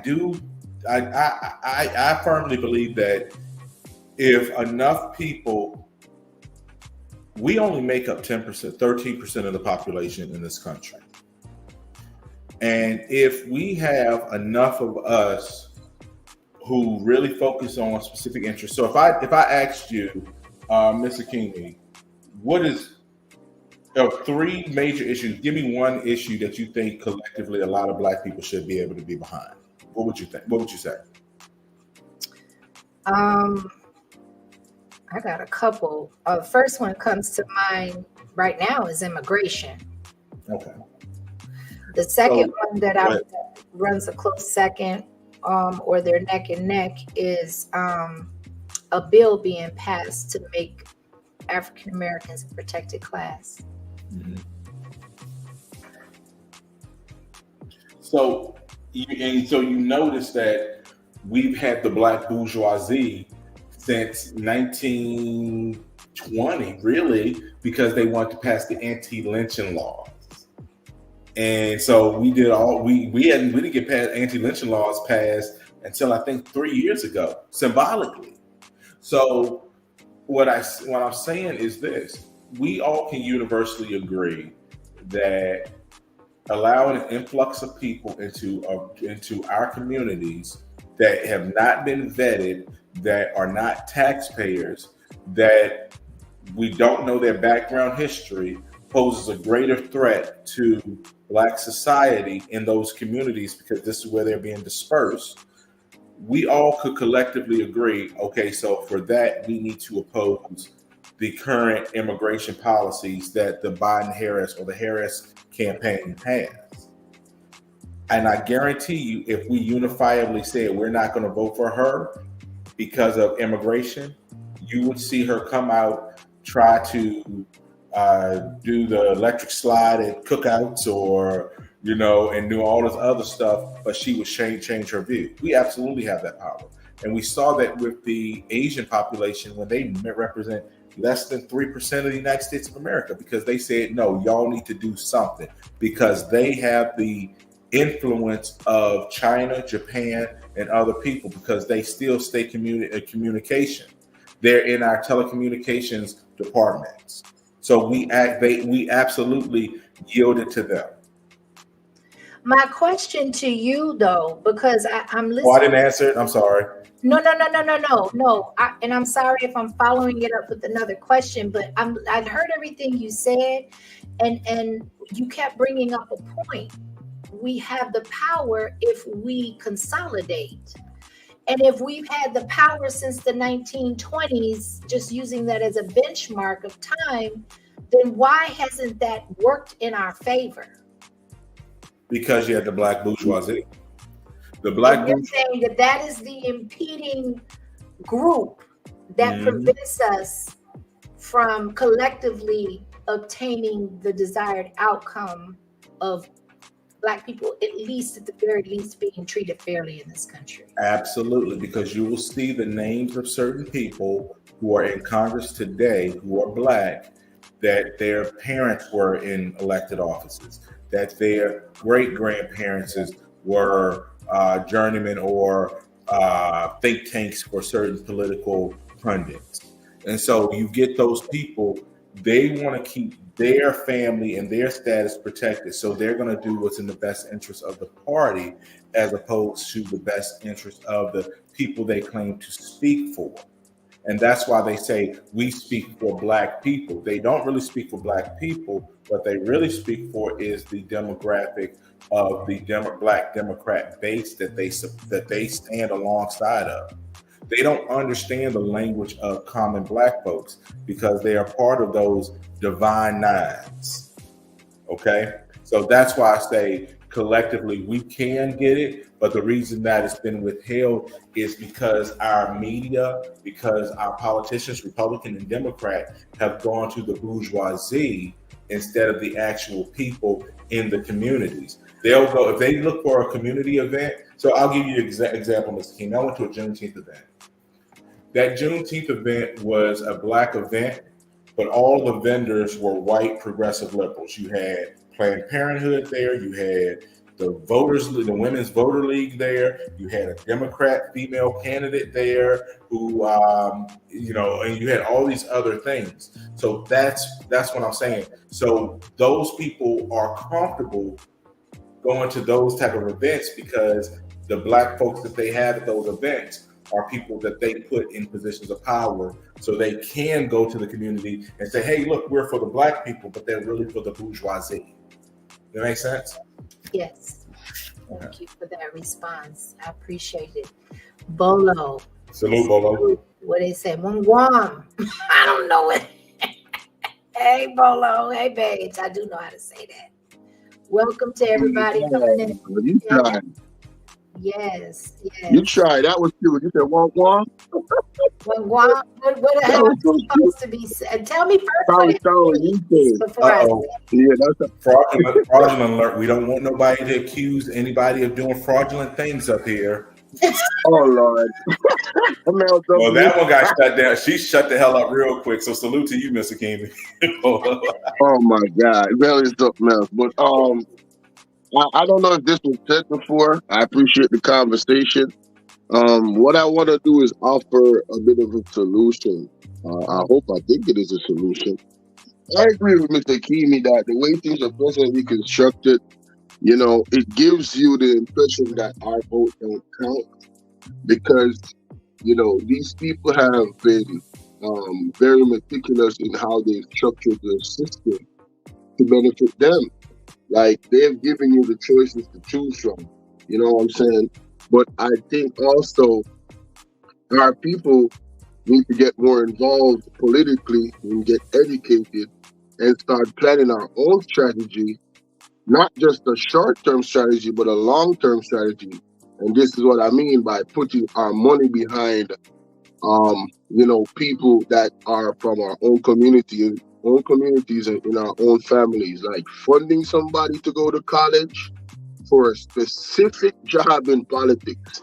So you're talking about a kid that you see potential in his teens, brilliant, that understand the struggle of where you're from, you know what I'm saying, in the ghetto. And you guys, this is about unity and education. So it's going to take time and planning, right? You don't have to be loud about it. You can be very quiet, just like the Caucasian and the others do. You know what I'm saying? They're playing chess while we're running around trying to expose each other on the internet about who's sleeping with who and who's doing this. Say that So again, it's just a different mindset and a ball game. So we're not even in the game of politics. We don't even like politics. We have a taboo towards politics. So the education aspect is very, very important, and we got to have a different outlook on that. That is the only way I see our vote really mattering. So that 10 or 13%, that's a part of the population. If you get 10% out of that to really unite behind somebody from the community, or not just one person, like I said, a multiple of people, because you're going to need mayors, you're going to need judges, you're going to need people on the local level. That's where it starts. And then you build them up to the next level. But it's going to take time and years, and it's going to take for you to fund them, put your money behind them. Once you put your money behind them, they're indebted to you. This is how politics works. KB said this the other day. He's trying to have a politician pretty much in his pocket. If we all start thinking like that collectively as Black people, this is how we're going to affect real change in the political system. We got to start thinking like that. That is the game, in my opinion. But I got to go because I got a lot going on. So I just wanted to come up and say that. Shout out to Mel and always, Mr. Kimi. You know it's love, so shout out to the chat, all right? Appreciate you, Bolo. Thank you so much. You already know. Good stuff. Good stuff. Yes, yes. So when it comes down to it, we're pretty much all saying the same thing, right? And I'm not going to hold you too much longer. I super appreciate your time, your information, your wisdom, and your input into this conversation, because in order to implement change and make change, we have to start with the conversation and having the right conversation. And like Bolo said, becoming solution oriented to the point where we're just not spinning our wheels and talking about it through another election. And what concerns me is just the lack of unity and the inability to, or the unwillingness to kind of come together, and everybody's going to have to give up something in order to do that, even if it means that you have to tolerate people you wouldn't ordinarily, tolerate. So, but I don't know. It just, we got to start somewhere. So I just wanted to definitely propose the conversation. Before you go, I asked Phoenix Rising, because she made a statement. And she says she has trouble trusting the voters. And I asked her in the chat why. And her response is mainly because our people are easily swayed on how to vote, and all without doing any real research. They want to be told how to vote instead of voting for their own best interests. And so when Kwame was talking about, shout out to Kwame Brown, when he speaks about the colorisms and how, people they're hoping that because it's worked so much in the past and it worked with Obama primarily, they're hoping, because it was so successful, now we're gonna rewrite, the same history. So let's try it this time as well. And you have people that are still having this same conversation, that because she's Black, which that has been dispelled and debunked, but people aren't going to want to hear that. And even though, because it appears that she is now, all of a sudden, that's a good enough reason to get this person into office. What do you have to say about that?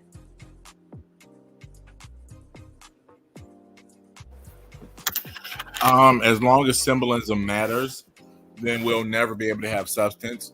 And so I just think that, like I said, it goes back to the bourgeoisie, because what Phoenix Rising said hits the nail on the head. Because how do we get swayed without having any research? And that's because we have those people, like I said, those power structures in our communities who say, "Hey, vote this way," or they tell you you're not welcome to the. You there? I don't know what happened, Mel. Mel.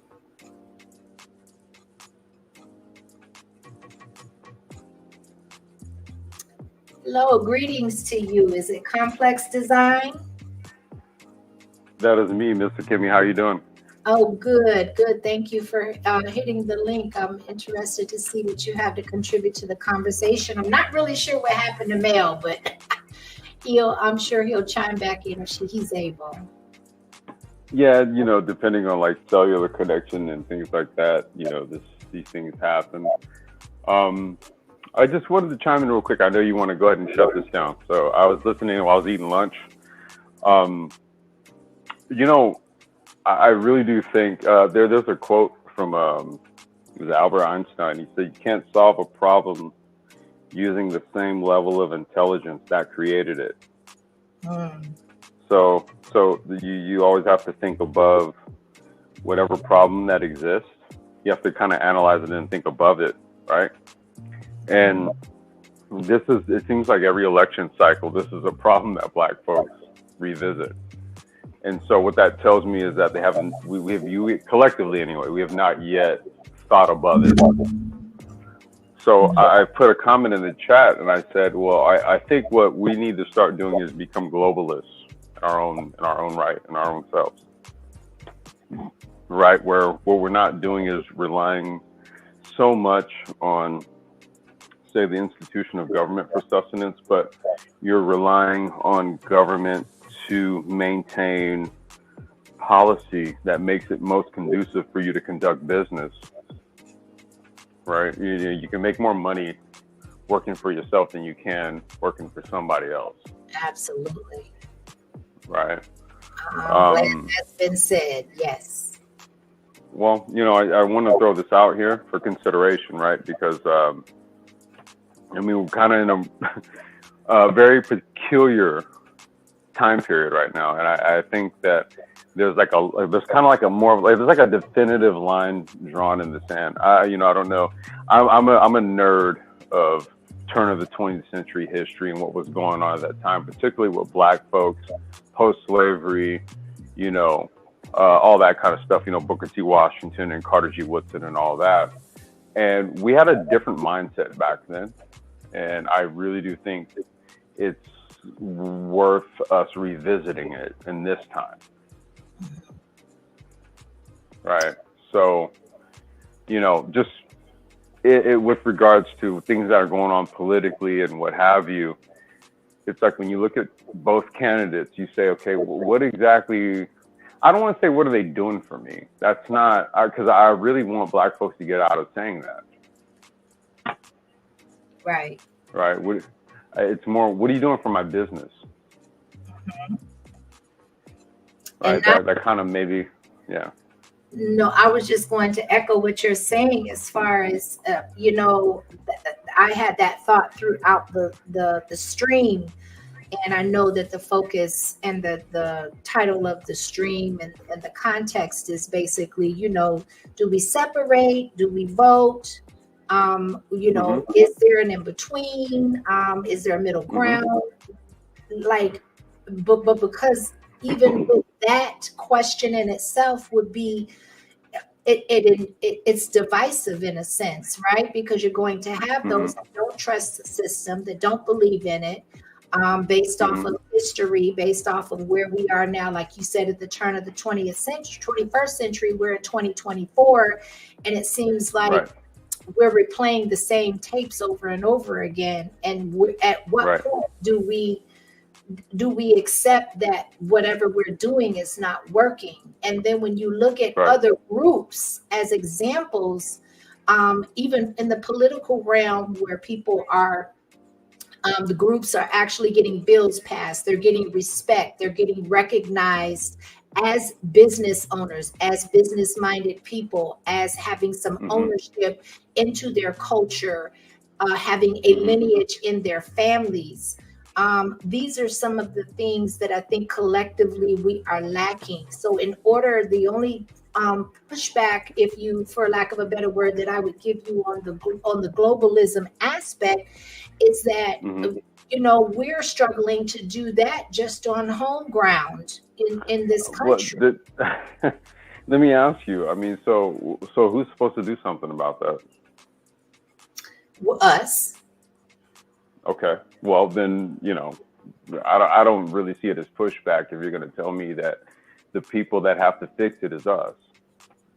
Now, me coming up here and saying what I'm saying is me being an example of I can flip the camera on and show you. I do the personal electric vehicle thing, right? I'm into the PEVs, micromobility, the software, e-bikes, e-scooters, all that kind of stuff, right? Okay. So I play my part in what the future looks like in terms of mobility, especially in high density areas, black neighborhoods and stuff like that. I mean, this is like the new car industry. Okay. So I can speak extensively to that, but I'm only one person. Correct. Yep. You get what I mean? We're on the sort of like, okay. Yeah. Yes, we're on the same page with that. So, well, you're doing what you can. I think once we all recognize that we're doing what we can, and what can we do to solidify or to at least go in the right direction to become more solid collectively. That's the only way that change is going to be implemented. So we can talk around, in circles all day long, but we're missing a very, very crucial element to us implementing any type of change, whether we vote or we don't. Right. Well, I'll say this, right? As a registered independent, I really don't see much value on either side. So I'll just put that on the wood, right?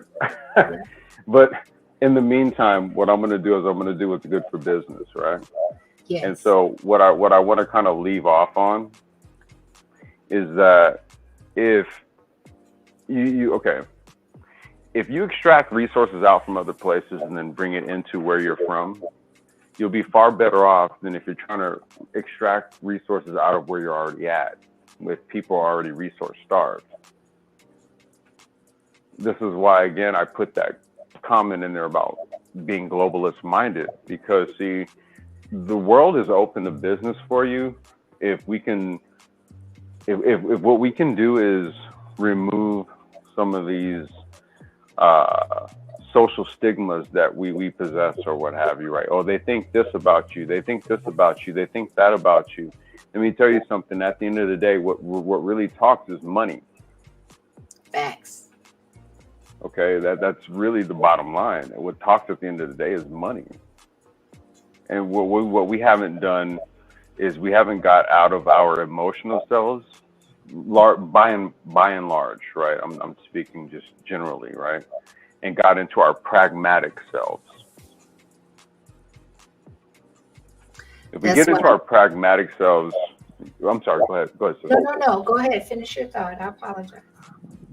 I was just saying, if we get into our pragmatic selves, then we have the ability to think more strategically and less emotionally about our situation. Totally. We are saying the same things. We are definitely in agreement on that point, and it's crucial. Definitely. I like when what you're saying reminds me of when Kwame Brown on his platform speaks on that often when it comes to getting out of the emotions and making sound business decisions and judgment. Right. And you know, when you have a generation that's coming up, and a lot of the boys, whether it's environmental, whether it's through the food, the water, through being raised in single mom homes, whatever it looks like for that, for the young men in the generation, that the emotion, they're a lot more emotional than I remember my generation being, right? And so definitely Yeah. being pragmatic and looking at things through a different lens.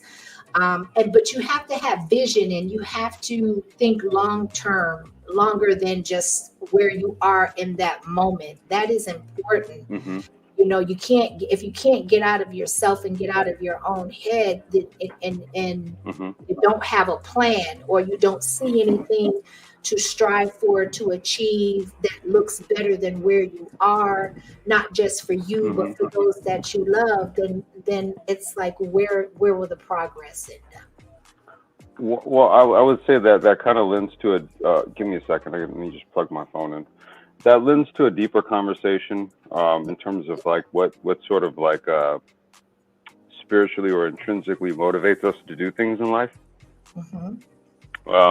You know, I'm somebody who lost my wife to cancer 10 years ago. So it's like what motivates me to do what I do is my daughter. Yes. Right. And that's just me speaking from my own experience as a man, right? Like, you know, a lot of brothers have gone through the things that they've gone through, and it's got them to, at the various stages they are in life, right? And I'll put this on the wood. There's not a lot of support for us like that. Correct. Right. I had to really kind of just lean on the fact that, you know, the child that I created was with the person that I wanted to create it with, and that I was going to see out the results that we talked about before we conceived her as my motivation. But that's me. That's me talking. Right. A lot of brothers have gone through things and they haven't quite resolved things. Right. They're looking for resolution. That's kind of why this whole sort of Black YouTube manosphere space exists to a large extent. I've been around for quite some time, but what it is that I've always pushed is a futuristic way of thinking about how we will exist in the future, and to focus on that, because to focus on again, like I said, I always go to that Albert Einstein quote, right? You know, you can't solve a problem using the same level of intelligence that created it. It's very simple when you really just let it soak.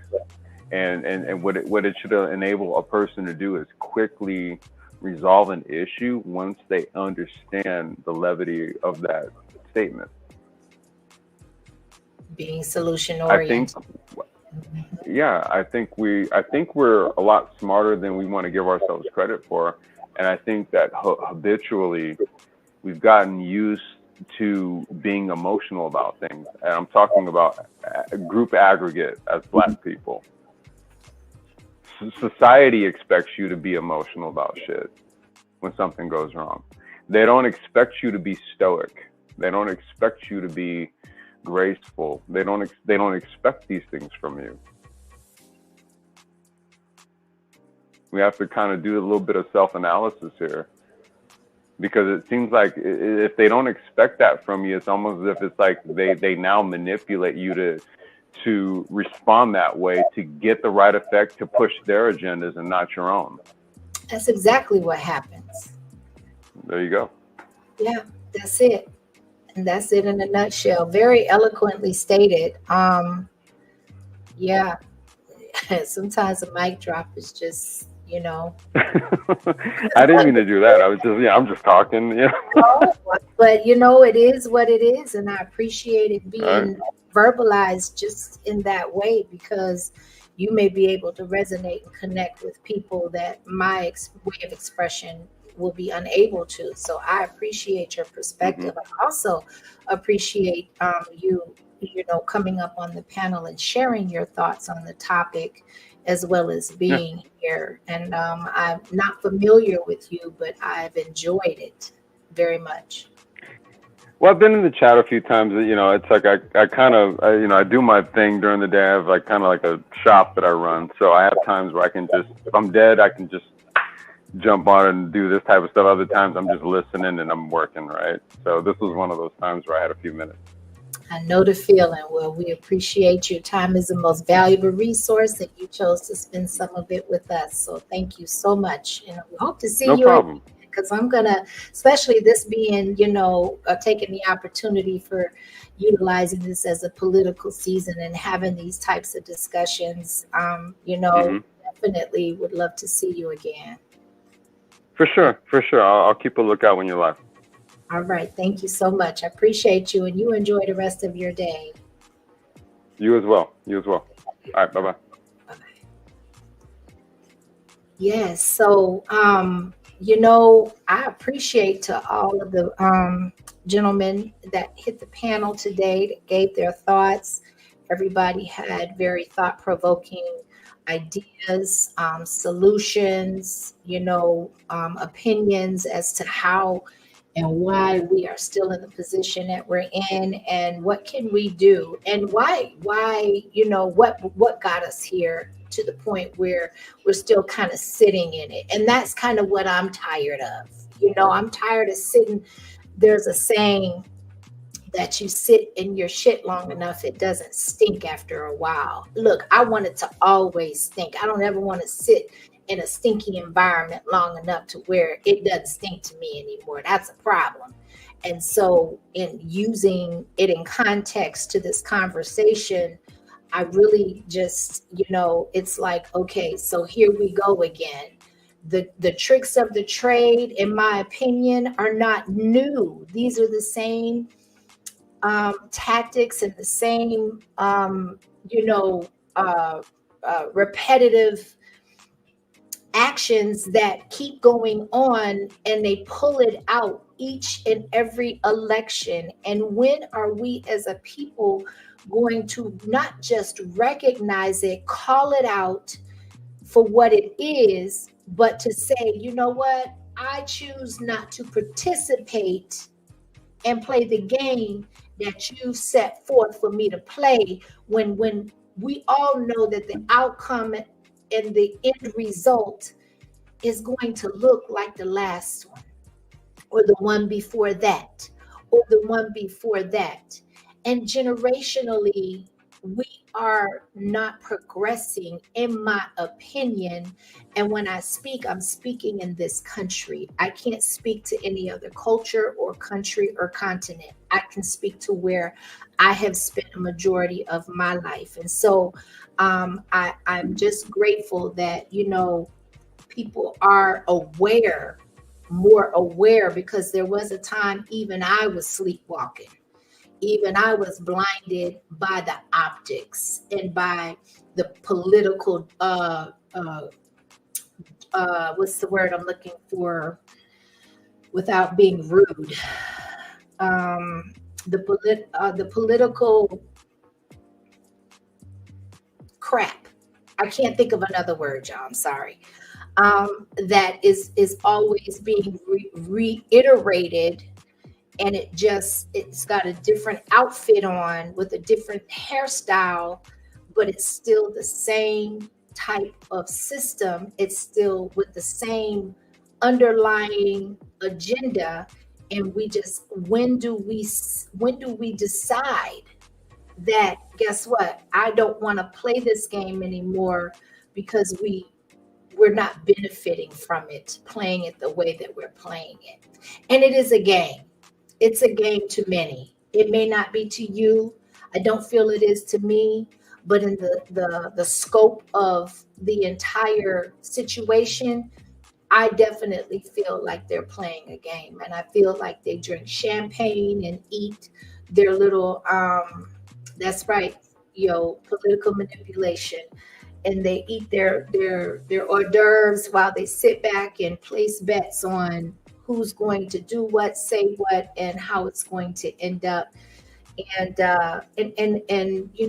that's just how I see it. So with that being said, I appreciate everybody that has stayed live. If you're coming in and watching the replay, Definitely tap the like button. Hopefully you'll gain some edification, some gems, and the desired outcome of every live that I have is that everybody leaves here, including myself, with something that you did not come with.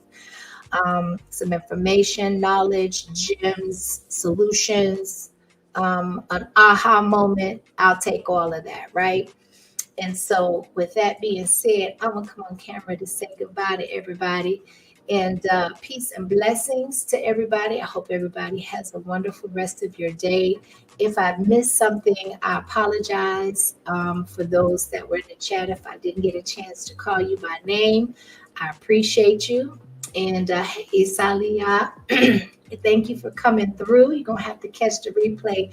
I know this is a little bit longer than I kind of anticipated, but I wasn't sure because I knew there was a lot of information. And you know how this conversation, when it comes to politics, can take a life of its own, right? And so you can't really gauge it. So definitely catch the replay if you just coming in, or if you haven't been able to watch the whole stream. You can speed it up if you don't want to hear everything kind of lagging on. That way you can utilize your time a little more wisely. So with that being said, I'm grateful for everybody and I appreciate you. And so until the next time, peace and blessings to everybody. I'm out.